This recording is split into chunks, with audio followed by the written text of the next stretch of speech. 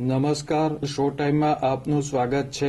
ભાવનગરના જશોનાથ સર્કલથી વડવા તરફ જવાના રોડ પર કચરાના ઢગલા અને ગંદકીની સમસ્યા કાયમી બની છે.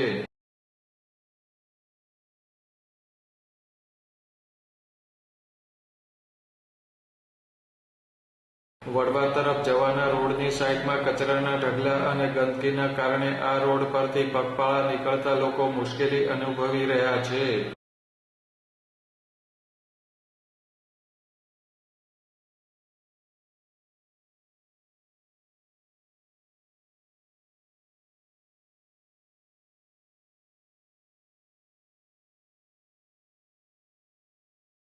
કચરાના કારણે આ સ્થળે ગાય અને ખૂટિયા પણ આખો દિવસ આંટાફેરા મારતા હોય છે.